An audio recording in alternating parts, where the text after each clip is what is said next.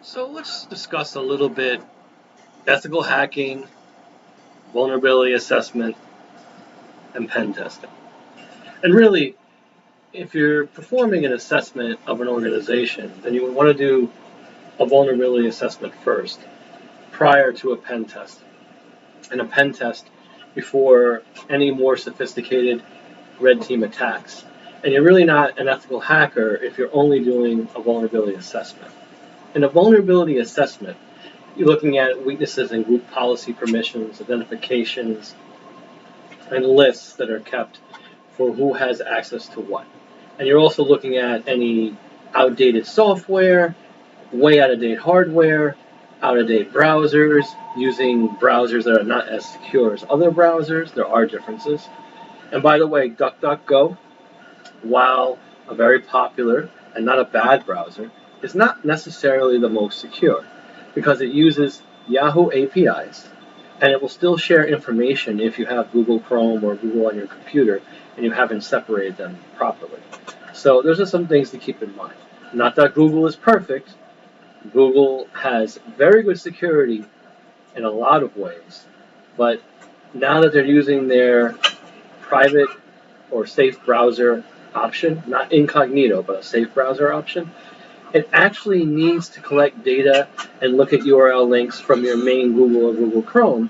And so in that transition period of analyzing to make sure those URLs are compared to other URLs to make sure they're not from external attackers or they're not toxic URLs, there can be data leakage there.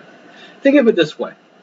When you go to a website that you know has HTTPS, you ever notice that sometimes in the transition your computer will warn you and say it's not HTTPS or not, it's only HTTP, but then when you get past that through advanced settings or advanced search, you are brought to the appropriate HTTPS website.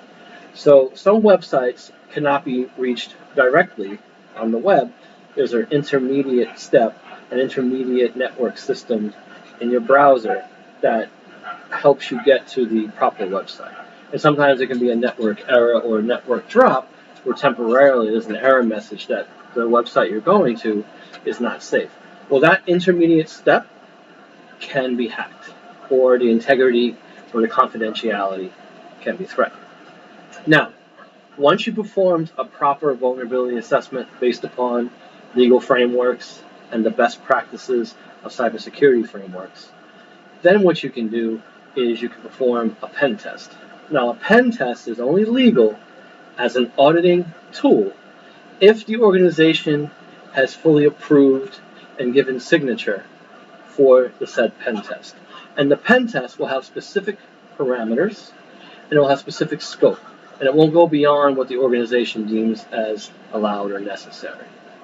Now, pen testing, if not done correctly, can inadvertently fall into legal entrapments or organizational issues where you end up getting sued.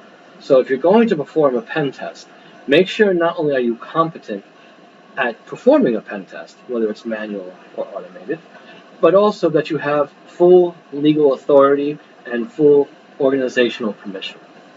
Now, after you performed the pen test and you've written out your results and you summarize it for your end user, client, or stakeholders, if there is a need and you communicate this to each other in a bi-directional manner, then you might want to set up a red team attack, which is much more sophisticated and much more broad and in-depth than what a pen test or the prior vulnerability assessment entails. It usually takes longer, it's usually computationally and financially more expensive, and it's not recommended unless the company really needs it and they have the resources to pay for it and they really have a need inside their organization to make sure they're compliant in a way that red teaming would make sense.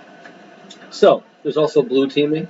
That's where cyber defense tools are used, teams are put together, and they do everything they can to detect the red team attacks. Now, in some cases, you want to detect and defend directly. A lot of times, blue teaming, cyber defense are stated synonymously. They're interchangeable.